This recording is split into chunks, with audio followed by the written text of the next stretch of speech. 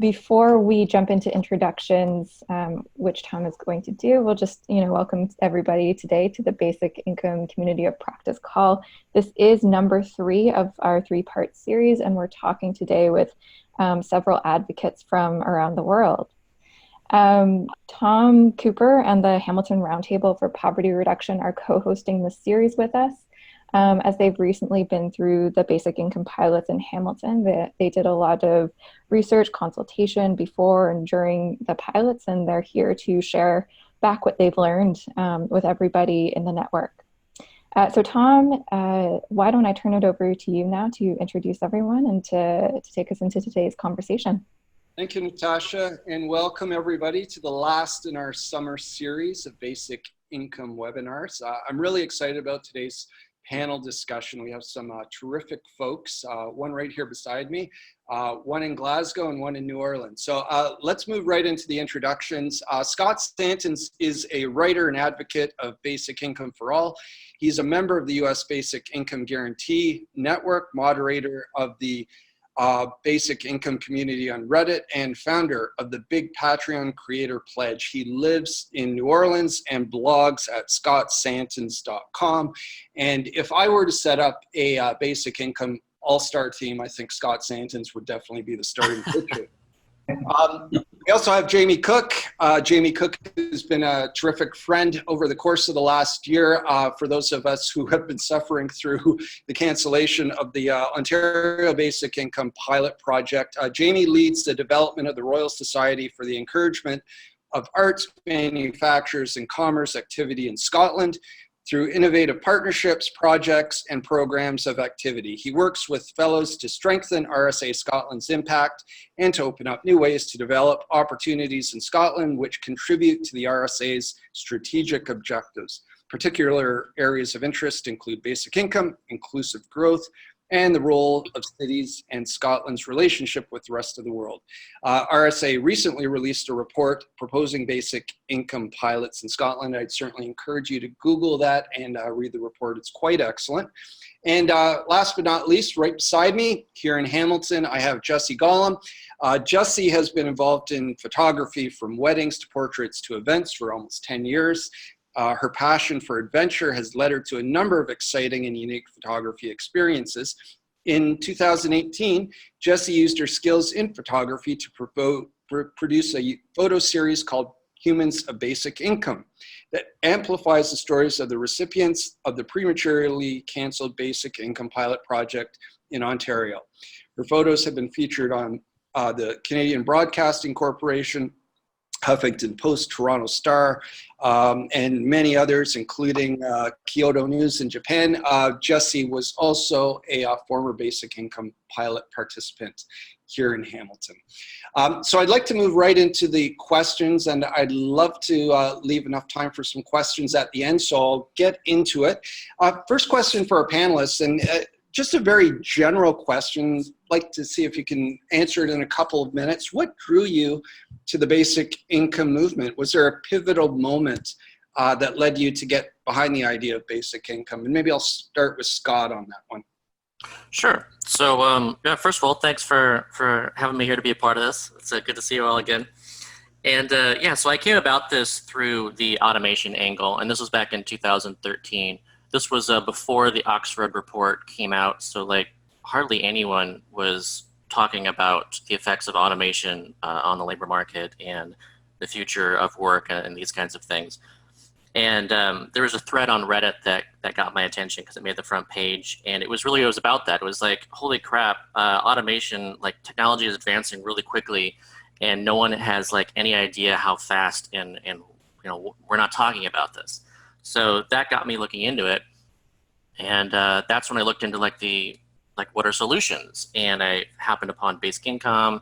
I looked into all the evidence that there was available, stuff that we did in the 70s, stuff that we did more recently, and as I looked into it, it was just like, this is not just an idea that we should do because of things happening in the future. I mean, this is something that we should have done decades, if not centuries ago. It's just a really important idea. So once I concluded that, that's when I dove in with both feet and thought, well, I've got to just spend all my time working on this. Great. Jamie. Thanks, and yeah, it's great to join everyone. I think a really inspirational panel, and certainly people I'm learning a lot from already. I think really for me, my confession is I first got involved in basic income in 2016. My colleague Anthony Painter had published our first report at the RSA about it, and I was organising a lecture in Scotland, which we have every year, and I invited Guy Standing, a leading figure within the basic income field, to deliver it. But my confession is that I did that on the basis of not actually feeling that basic income was a realistic policy for us to take forward. I think very much I saw it as a really useful provocation about the failings we were seeing in the social security system here in Scotland and the UK. It seemed a good way to challenge what was going wrong, the inhumane way people were being treated, and the precarious lives that was leading to. But I didn't realistically think that I could see us taking it forward at that point. And I think what really struck me was how quickly the conversation in Scotland and then this greater global conversation started to show exactly as Scott said, that not only is this an idea that is possible, but actually should have already been in place. And so in a relatively short space of time, I've been very lucky to be involved in seeing the discussions in Scotland move from really being at fringes to the point where, as hopefully we'll discuss later, we see it as a very realistic policy for the future now. So I definitely came in with that, I suppose, slightly sceptical perspective. And I think it's been a really interesting journey for me, and a journey that I've seen other people take as well, to move from that skepticism to actually becoming advocates and very much supportive of the idea. Thanks, Jamie. And Jesse, I think I know the answer to this, but Yeah. what was your pivot in terms of supporting basic income? Well, yeah, I guess my pivotal moment was that I was receiving a basic income, like Tom said. I was part of the Ontario pilot, and the moment, and I remember it very well, unfortunately, was the moment where I found out that the pilot was being prematurely canceled by the newly elected Conservative government led by Premier Doug Ford. So that was a moment where I was just, it was a very visceral moment, and I was furious. I can't remember being that angry in a very long time.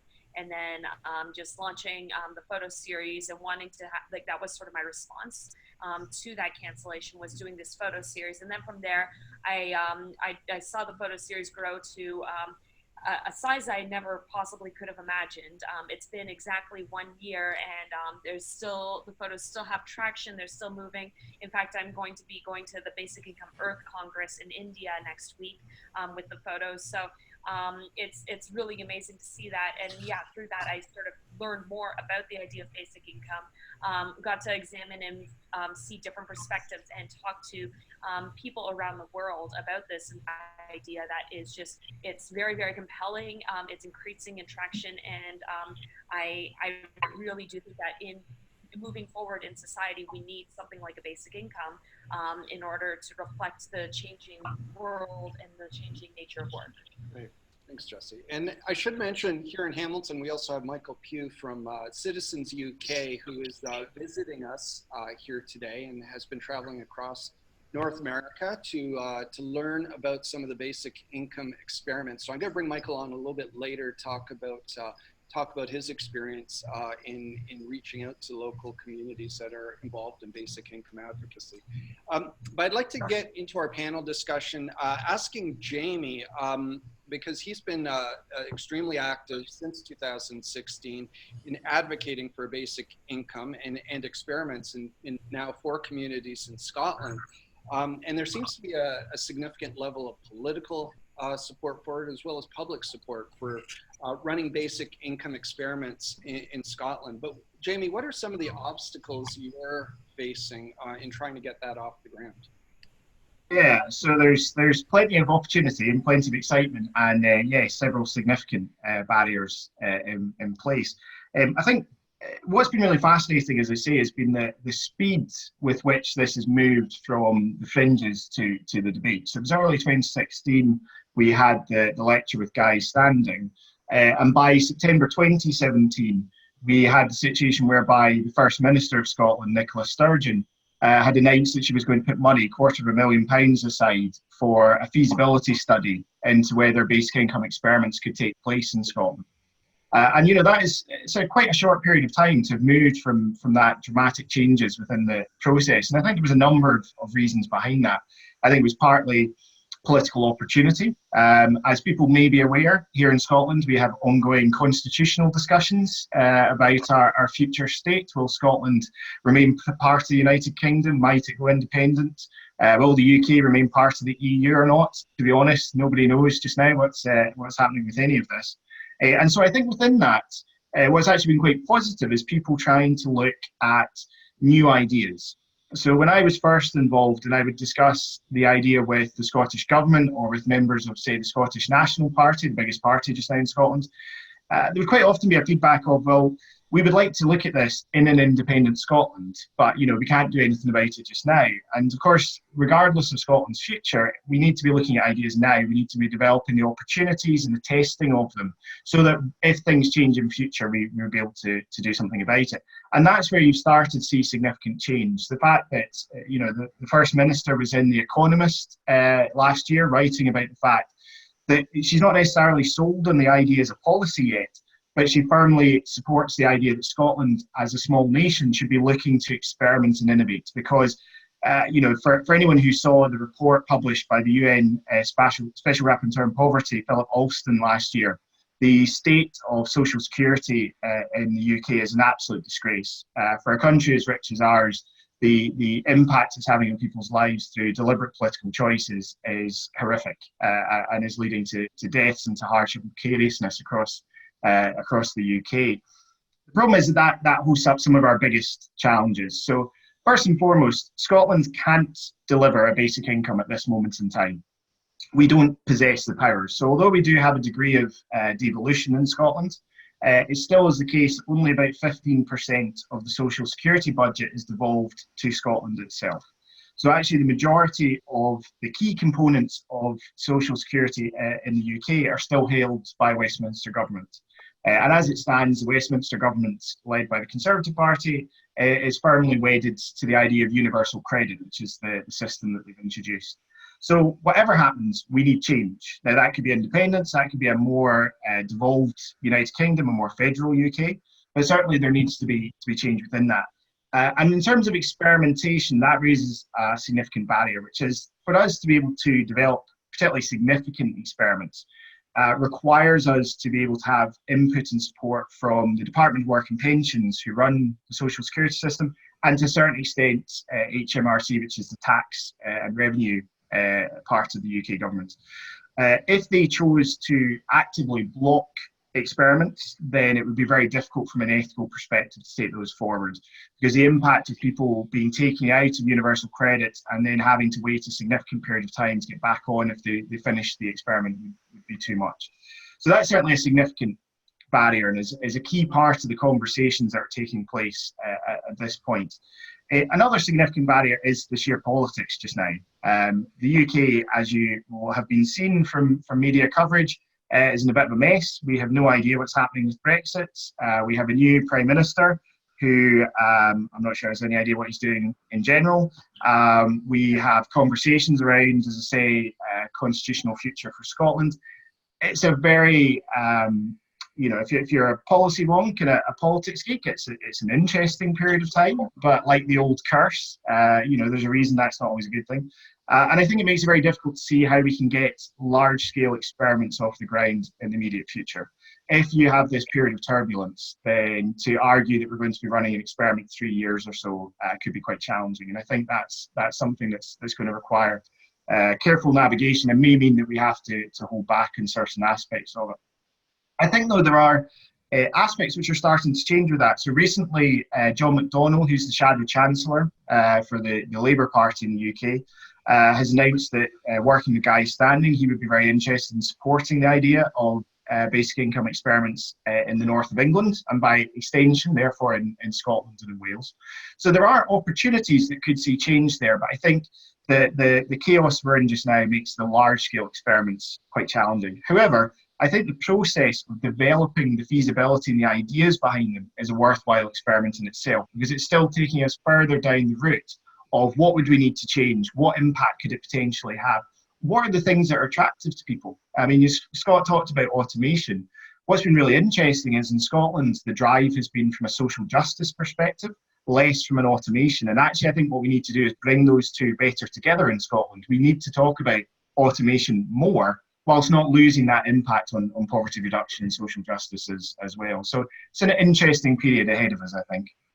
Great, thank you, Jamie. That's very interesting. For Scott, several of the pilots that are up and running in the U.S. or in the planning stages are being done through the leadership of local mayors or progressive councils. Do you think local city leaders in the U.S. are leading the way on basic income because state and federal politicians haven't been bold enough yet? Yeah, so the United States it is kind of really broken at the national level at this point. With just stuff not happening, and then stuff happening that, like, I would say we really don't want to happen. Um, but it really doesn't give much choice. Like when it comes to um, like big changes, those really within the U.S. need to happen like through like our laboratories of democracy, through the states and through the cities at those states really provide some really interesting possibilities. So one of the best examples, of course, right now is what Mayor Michael Tubbs did in Stockton. And so he got interested in basic income, and he was like, well, what can I do at the local level? And he was able to connect with the Economic Security Project, and like they were thinking, okay, so we can do something here at the city level. Let's kind of demonstrate what kind of the potential of basic income is. So instead of being like a large, like really big experiment like what we did for like the negative income tax idea in the 70s in different cities across the US, with Stockton, it's thinking, well, let's just have a matter of hundreds of people, and we'll make sure they have essentially a floor of $500 per month, and we'll do this for a year and a half. And let's get some stories out of this. So let's get some data from this as well, so we can figure out what's going on. But really, we understand that people don't necessarily care about data. Like you can show someone all the data that you want, and like let's say for climate change, and like, yeah, here's all the data, and they'll just like, nope, I don't believe in that because here's a snowball in my hand. So obviously, global warming doesn't exist. So you have to like get people to really think through stories. And this is also, I think, what's so important about what Jessie has done, is she was able to really share these stories that were happening in Canada. So here in Stockton, it's focused on, all right, what is happening? How can we share those stories in a way that reaches people? What's very like memorable that people can hear? Like, you can hear all the statistics you want about how basic income increases entrepreneurship, and how like in program after program, it went up like 301%, or a third of people started businesses versus control groups. And those are real statistics that have happened. But what really you remember is, let's say, oh, well, in this experiment, a woman bought flour and ingredients for baking with her first payout and started baking goods for the village. And that became a very popular business, both because she was able to manage the capital to start the business, but also that the entire village had basic income to be her customers. And so once you think about it like this kind of success story, then you remember that much more than like the statistics and whatnot. So there's a lot of potential at the local level to tell these stories. And so you've got Stockton that's doing that. You've also got something really interesting happening in Jackson, Mississippi, where that's focused on Black mothers. And so that's focused on just very small group, just to show like how transformative it can be for this group that's traditionally very marginalized. What kind of stories can we get out of that? And also you've got mayors thinking like, okay, so in Chicago, let's look into an experiment here. And in Newark, New Jersey, as a mayor there, let's see what we can do there. And you can even see this on like the state Congress level. And that's interesting as well. So Hawaii, there was Chris Lee was a state representative there, and he got interested in basic income actually through Reddit. And he decided, well, what can I do? And he got something passed in Hawaii that was essentially saying, okay, everyone in Hawaii has a right to economic security, and we should either guarantee that through a basic income, or at least consider it and possibly pilots, because there is that right to economic security at the state level for everyone resident of Hawaii. So that makes, you can think about, well, what other states can follow that direction? And then there's also something really interesting, I think, where about 26 states in the United States has essentially the same ability to do something as what we saw in Switzerland, where you can get enough signatures together and you can put this to the people and you say, do we want to do a signature-driven pilot, or do we want to do a signature-driven dividend even? Like since we did pass marijuana legalization in states like Washington and Colorado, and we've seen the success there to the point where that's spreading all over the country, and eventually we will get legalized marijuana, I'm sure, at the federal level. That's going to happen. But it's happening because of the state-by-state kind of thing. So I see a lot of potential there as well for people to start doing these signature initiatives, and for there to be the first state that says, well, first state following Alaska saying, all right, we all deserve some percentage of this revenue, be that revenue from natural resources or marijuana sales, or even like green energy projects like wind and solar. Like there's so many ways of creating dividends at the state level as well. And it may not be $1,000 per month, but it could be a significant percentage. It could be a few $100s a month possibly. And that would be a big deal, and that would create this evidence and create these stories and also drive that momentum forward until the federal level has no choice but to enact it. Great. Thanks, Scott. You referenced Jesse's project, Humans of Basic Income. So my question for Jesse is, it was a unique and really powerful tool to educate the public about basic income and the potential. And we had a bit of a discussion here in Hamilton this morning about the future of basic income and the future of the movement, and really, is it a movement yet? But Jesse, do you think basic income is more powerful today, a year after the cancellation of the Ontario pilot, than it was before? Thanks, Tom. I think that the cancellation definitely affected how well known the movement is, and the idea of basic income for sure. We mentioned this during our discussion this morning. Somebody brought up that, like, if there hadn't been a cancellation, then maybe people would not really know as much about basic income. I certainly wouldn't be here. I would be back at home working away and happily collecting my basic income at the end of every month and using it to build my business. But I certainly wouldn't be here discussing the topic for sure. So yeah, I do think that it really did have an impact. And kind of further to what Scott was saying, I'm starting to realize more and more like the power of storytelling, especially in a movement such as this, that takes it away from statistics and economics into the lives of humans and the lives of these people who are receiving this money, and what are they using it for. And across the board, there seems to be like this sort of prevailing thought that, like, if you're given free money, you're going to be lazy, or it's going to create a disincentive to work. You'll sit on your ass and play video games all day. But that is not scientifically and statistically what's happening. There's been basic income pilots that have been happening for years now all over the world, in both like the developed world and the developing world, encompassing a variety of populations and variety of people from all kinds of different walks of life and incomes.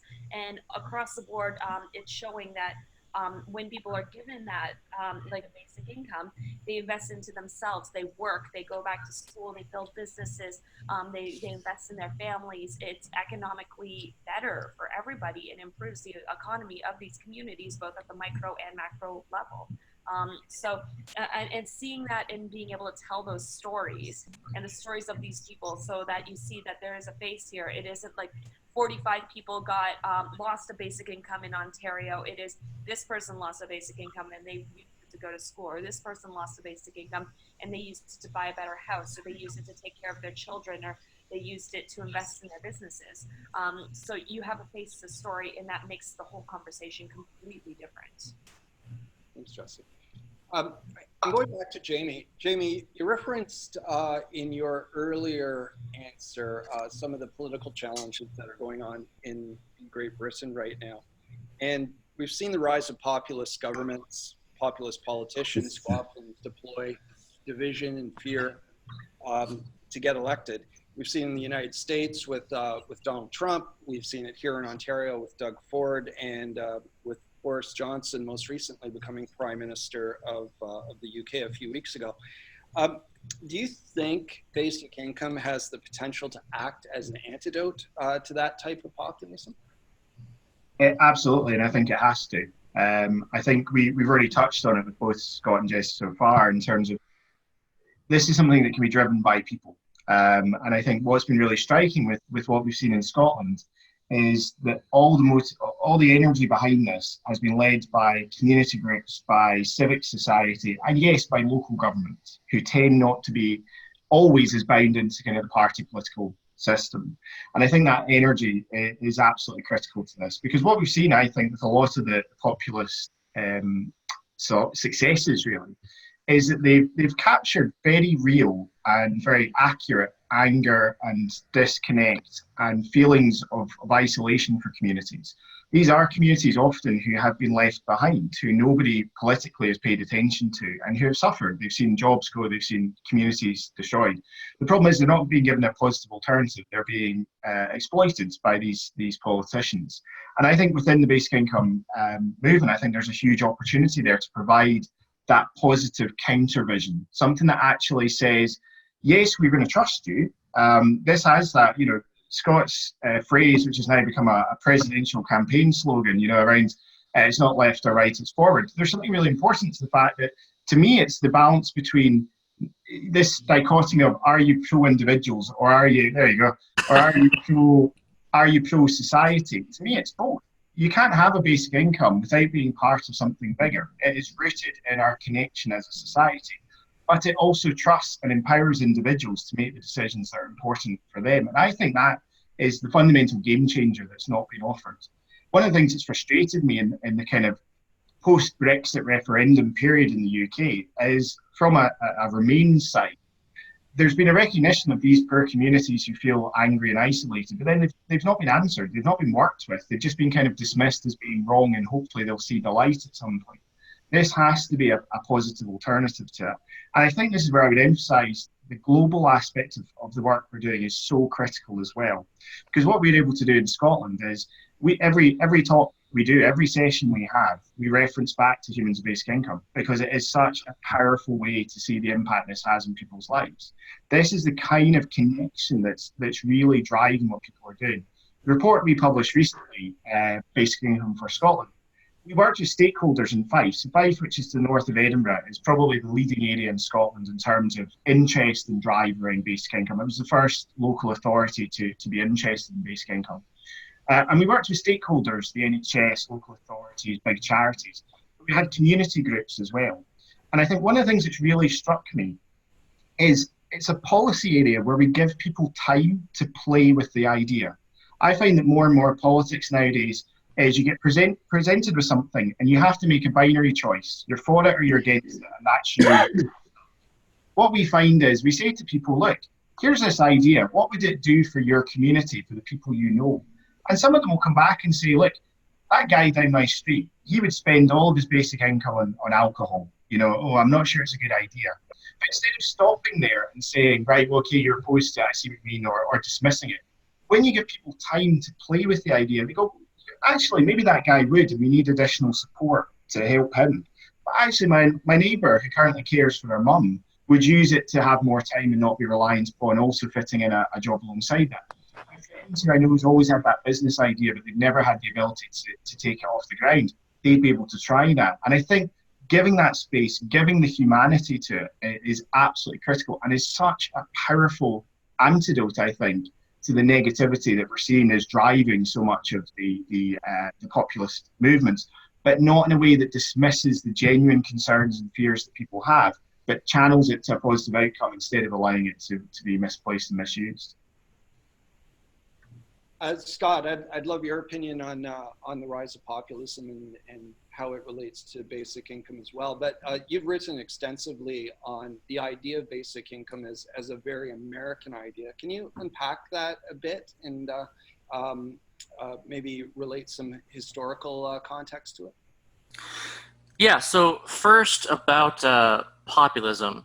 So I want to differentiate. Like, I wouldn't say that populism itself is a bad thing. Like, I think it's great. I think it's unfortunate that people feel that institutions are failing them to the point where there's a lot of anger and people are trying to put things into their own hands and they're getting more involved. And like, that can be good. It's how it expresses itself. And I think this is also greatly a story of inequality and stress and instability. So I look at this from a scientific perspective. I look at this from like what's happening in the brain. I know that humans behave to a great degree the way that we behave because of our environment, and our environment interacts with our brains and our physiology. So what's really interesting is that the story that's kind of going like unsaid or unappreciated is the story of inequality. Like, we can talk about more about poverty, it's more visible. It's harder to see inequality and really appreciate inequality and the effects of inequality. But the effects of inequality on the way that we think is, especially combined when that results in high stress, is that it affects the way that we think. It's through, something it's called, glucocorticoids are something that come out of constant chronic stress. And the results that it has, so let's say it affects the way that certain areas of your brain work. And one of those is like the amygdala. When you are constantly stressed, your amygdala is kind of like more sensitive. And the way the way that works is you're more likely to want levers of control. So you can try to gain control by displacement aggression works well. So that means like bullying behavior, xenophobic kind of stuff where you're saying that these people are bad, and you're really, there's a drive to maintain the status quo because change is just more stress. You want to reduce that stress, so you're against change of any kind. So that means you're against immigration, you're against these changes of the social environment around you. And I think that's really what we're seeing here.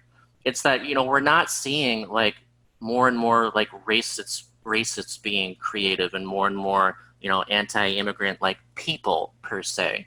You're seeing this behavior as a result of this rising instability and insecurity in society. As people get more and more stressed, you're going to see worse and worse kind of behavior of people because we don't operate in our best way when we're highly stressed.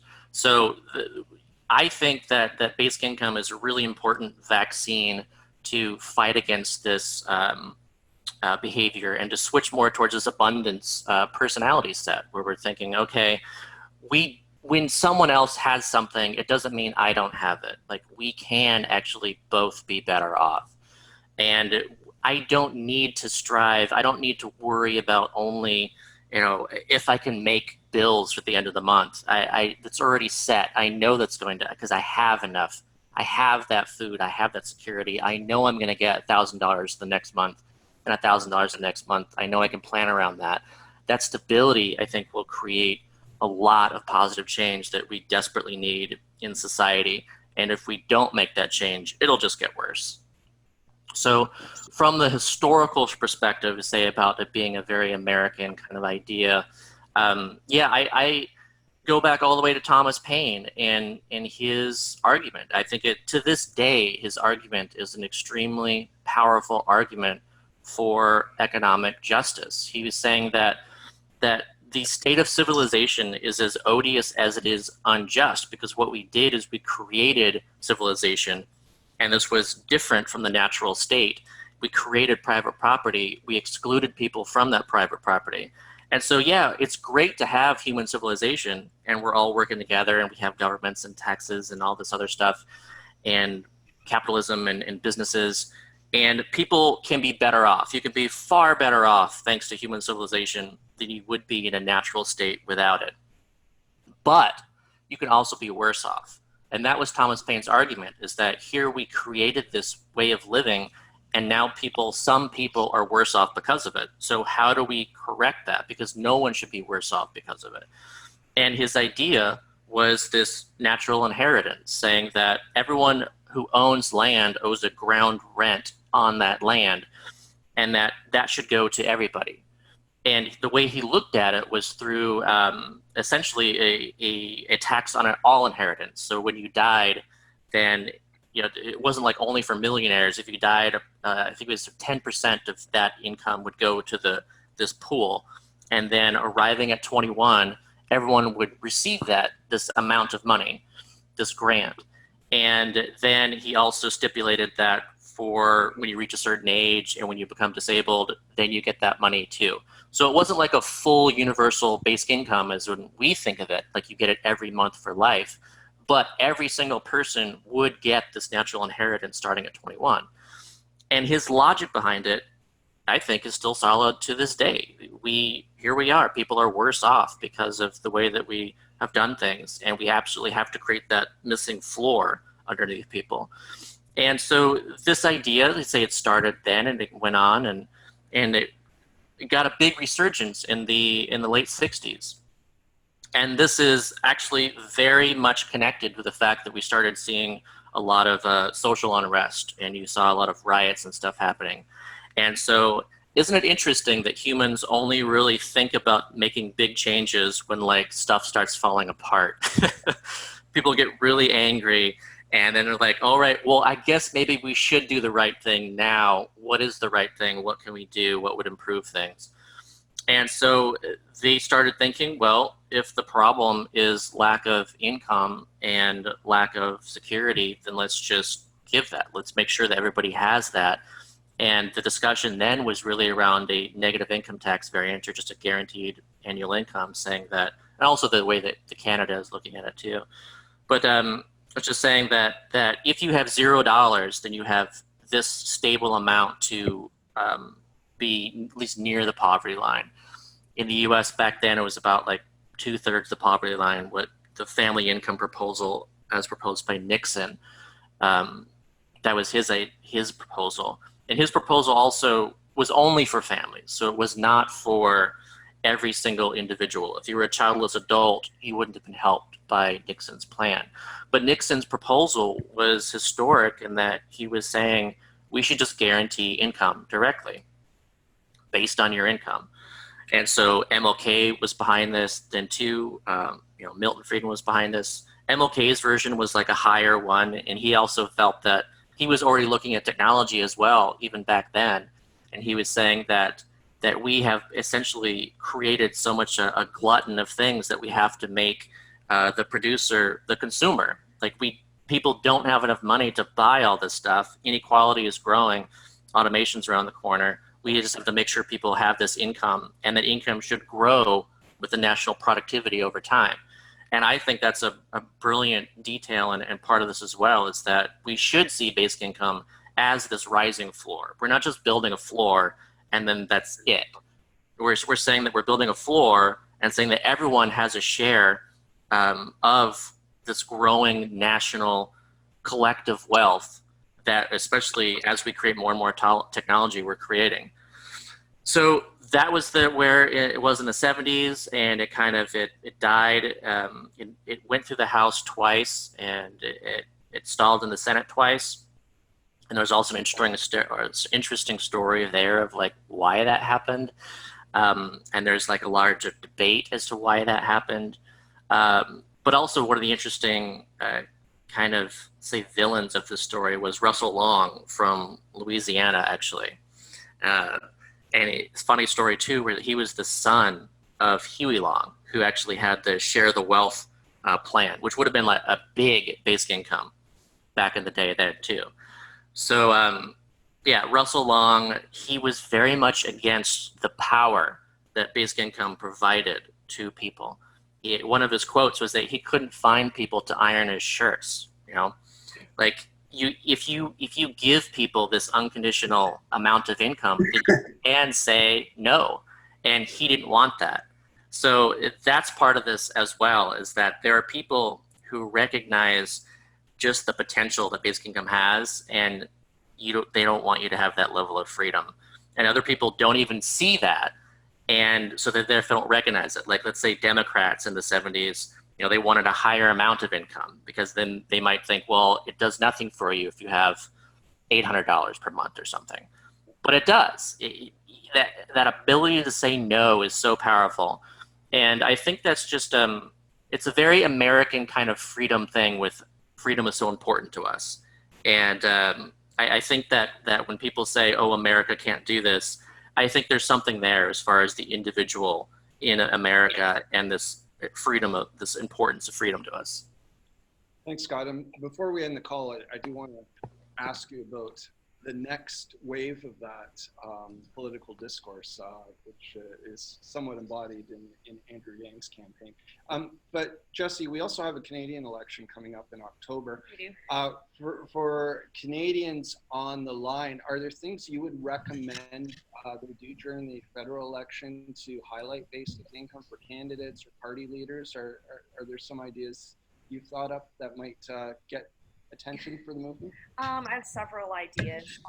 One of the things that I've been thinking about is that in many ways, Canada already has a basic income for certain populations. Like, we have old age security, so every senior in Canada over the age of 65 receives a basic income. We also have the Canada Child Benefit, which was brought in by Trudeau's government, which provides a basic income for families and children. And that alone has had a significant impact on reducing child poverty and bringing families out of poverty and giving families that sort of income security that they need. And it's interesting to see some of the strays coming out of that. People are deciding to grow their families based on having the Canada Child Benefit, or people are investing in their children's future. So there are already basic incomes in Canada, and I think we need to think of them as that and sort of recognize that we have that already. And sort of highlight that and emphasize that in the coming election. Most of the parties, except for the Conservative Party to this point, have had put a basic income pilot or program into their election platforms. So I want to continue furthering the conversation and continue to advocate, because now, like, based on the basic income pilots that have taken place in Canada, both in Ontario and then back in the 1970s, there was another pilot that took place in the village of Dauphin, Manitoba. We've been seeing constant positive results in those areas, like in Ontario and in Manitoba.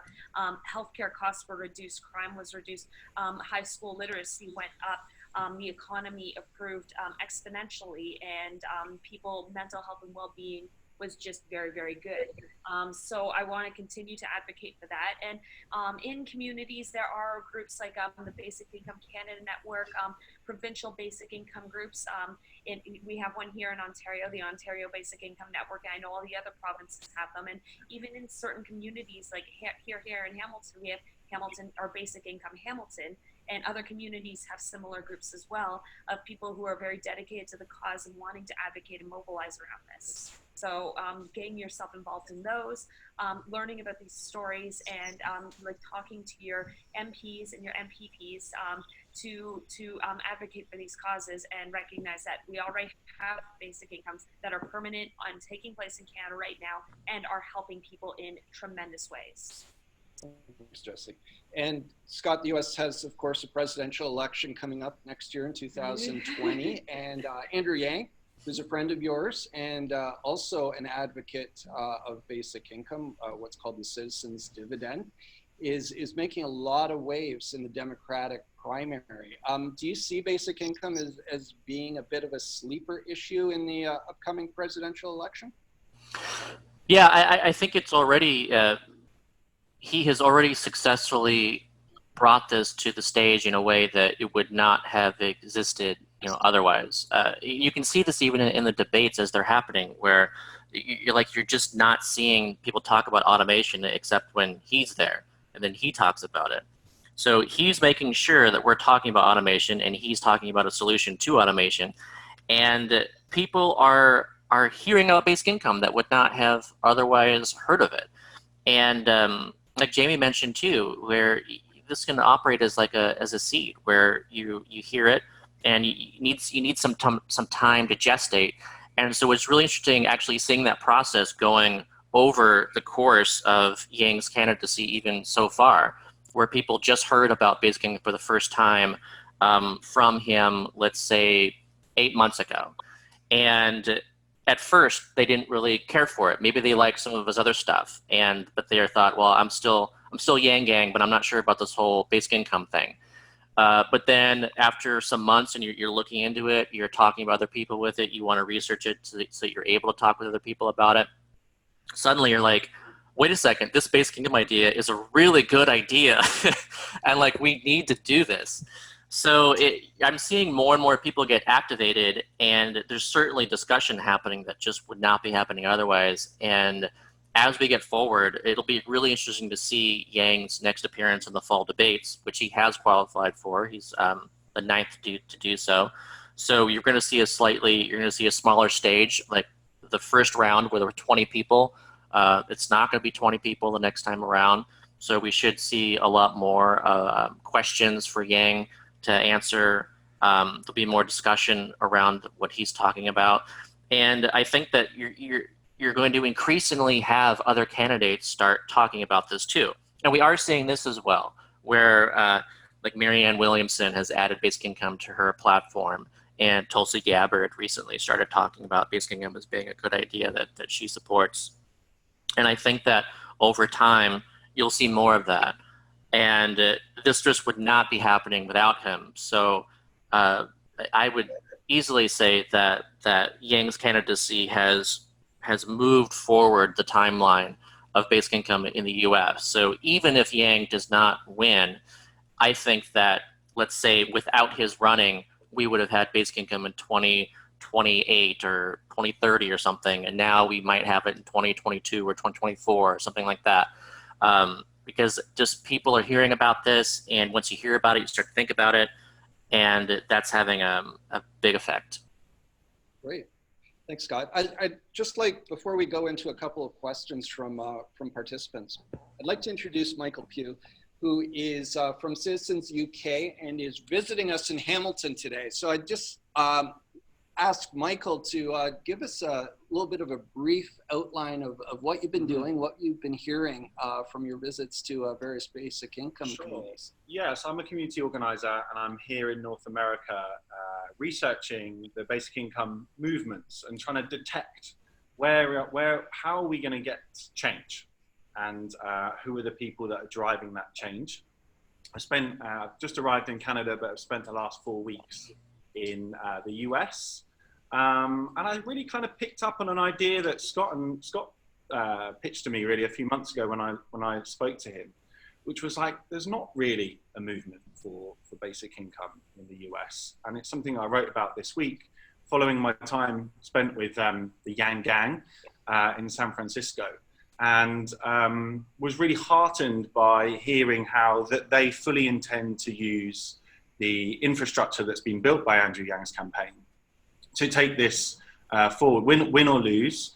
And, you know, it's still most likely that he's not going to win the nomination. So what happens next? And I think that's, and Jamie was talking about the importance of this being a global movement. And I think a lot of people are looking at Andrew Yang's campaign and thinking about trying to detect really what infrastructure is being put in place to the day that he either wins or drops out, what's going to happen next, and to all of those people that are involved in the Yang Gang. I think as a community organizer, I think that communities need to play a much bigger role. I don't think, and there's some great work being done in Fife, as Jamie said, in Scotland, but I don't think it's really on a big scale found its way into communities like faith groups and schools and student groups and elderly groups. It's not really found its way into that level of conversation. And I think organising needs to play a role in that. So it's exciting to see things that are happening in the US with the Yang Gang. And I think rethinking the role of pilots, I think that's been one of the things that I've come away with. I think, as Scott mentioned earlier, they're not really about the data. And I think that what's been really clever about the way Stockton have organised their pilot is called the Stockton demonstration. like the language is intentional.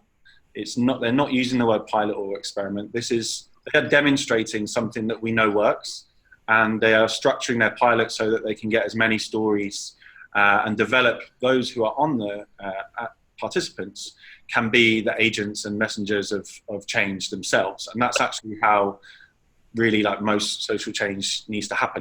It can't be a conversation that, you know, academics and policy people have and an idea, or indeed people from Silicon Valley kind of saying, this is a great idea for you folks. It needs to be led. And just finally, I think the interesting thing I detected in the US was two conversations going on. There's one conversation around automation, which Andrew Yang is kind of the key figure of. But then there's also a conversation around poverty and racial injustice and our welfare system. And I detect that those who are talking about the latter are actually quite uncomfortable by who are the messengers of the former. And I think I was going to the US expecting everybody to be really excited about Andrew Yang's campaign in the kind of basic income community. And I've detected a nervousness. And I think it's, I think there's a tribal thick nature to it. I think there's people that perhaps don't trust people from that kind of business background. And I think the great challenge we need to address as basic income advocates is how do we bring those two groups together to form a grand coalition that can push this forward over the next 5 to 10 years, because they need to be in the room. And currently they're kind of reluctant to be in the same room together. And I think that's been an interesting dynamic that we need to shift. Yeah. Great. Thank you very much, Michael. We have a couple of minutes left for one or two questions. So maybe we'll open the line now and see if anybody has questions for Jamie or Scott or Jesse or Michael here. Any questions? So I see a question here about what happens to other benefits people receive, like Social Security and food stamps, and what would be the income limit to receive UBI, like those making less than $30,000. So as far as proposed by Andrew Yang, the freedom dividend would go to everyone. Everyone would start with $1,000 per month, anyone over 18. And when it comes to Social Security would stack with it. So you would receive Social Security and freedom dividend. When it comes to food stamps, you would be opting out of food stamps to receive the basic income. So if you're receiving $300 per month in SNAP assistance, then you would no longer get that $300, but you would get $1,000 instead, which would be equivalent to a $700 increase, plus the ability to spend that $300 you were already getting on anything instead of only government-approved purchases. So part of, I think part of what people are afraid of and don't necessarily understand when it comes to what Yang is proposing and the way he's proposing it is that the unconditionality of basic income is extremely important. And if you stack stuff on top of it that are conditional, then you don't alleviate all these other issues and you don't free people in the way that you would otherwise. So I think that's an important element to it. But I think when it comes to like, another question was the limits, and so rich and poor, you get it. But because it's paired with a 10% value-added tax, and the value-added tax could be passed on to the consumer, then you net a varying amount. So if you're, if let's say you lose 10% of your buying power because of the VAT at $1,000, and that's the only thing that you're getting at all is the freedom dividend, then you would effectively be netting $900 per month as far as what you could buy.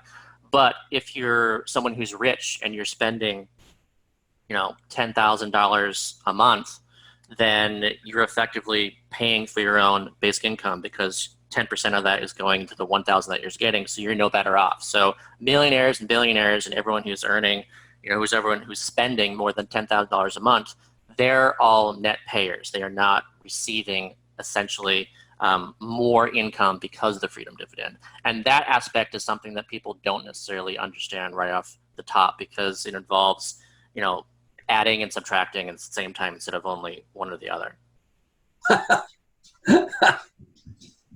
And just to echo, because obviously the context is very different in different places. So I think in Scotland, the critical bit for us is keeping social security and the wider welfare state as two separate entities. So when we're talking about basic income, we're not talking about the National Health Service or education, which are provided to all citizens. We're talking about, benefit system, which therefore would be rolled in. But I think what it does show as well is two things. One, so I see Fred's asked a question about, inflation and so on. Basic income can't operate in isolation. It has to be with other policies. So here in Scotland, certainly, we're looking at basic income alongside rent control. We're looking at basic income. We already have minimum wage and then a growing living wage campaign. You have to complement it with these other policies. Now, again, national context will differ. It's a bit easier to talk about taxation here in Scotland than it is sometimes, say, in the US. But I think it's about that range of policies and how basic income can almost be the foundation to the wider changes we need, and will enhance all of those policies rather than doing them in isolation. I also find that, for me, the unconditionality of basic income is the most important bit of it. Universality is important, the freedom to, but the unconditionality, and it's the bit that really sticks with people. I find in Scotland, politically we tend to be more to the centre left anyway in Scotland, but we get far more critique and attack on basic income from the left than we do from the right. And it usually comes back to the unconditionality, because what you have are these amazing conversations with very liberal, forward-thinking people who say, I love it, brilliant idea, unconditional, great. Obviously, we'd expect people to be looking for work 30 hours a week. And you say, no, by unconditional, we mean, there are no conditions. Right, okay, but they wouldn't be allowed to spend it on alcohol, would they? And you say, but yes, they would. And it goes back to what you were saying, Scott. It's that idea that you're giving people power and we don't trust it. We're a very paternalistic community still in Scotland. And I think there's a really critical aspect to keep that front and centre, but to enhance that by giving the people the freedom to say no, but also to have the maximum impact. Giving people income is important, but giving them the power to actually use it, profitably is also a critical aspect. Yeah. I just want to emphasize too. I want to double emphasize the foundational aspect of basic income. I think just the word itself helps better understand what we're talking about. That basic income is a foundation, and the thing is that we right now are missing that foundation. Like we built an entire structure on top of essentially bare, naked land with no foundation whatsoever, and now we're in a house that's like crumbling and cracking, and things are falling apart because there's no foundation. And if you look at, I want people to look at basic income through the lens that I do, which is that it should already exist. And because it doesn't exist, all these issues are there. And so, if you look at the healthcare system, we're spending, say, $3 trillion instead of spending what would be possibly $1.5 trillion if we didn't have all these issues that were born out of inequality, poverty, insecurity, and all these things. And when it comes to education, we're spending money on education, but then how are students supposed to learn anything? How are they supposed to do well in school if they're living in stress environments, they're hungry? And so we're spending all this money, but then you're not seeing these good outcomes, or not as good as they would be if you had that foundation. So there's so many effects in society that we're seeing because of that missing foundation. That's a terrific way to end. We're at the top of the hour. So I'd like to thank our panelists, Jamie, Scott, and Jesse, as well as our visitor, Michael. This has been a terrific basic income series brought to us by Vibrant Communities Canada. We may do it again sometime, but thank you very much for being a part of it, and I will turn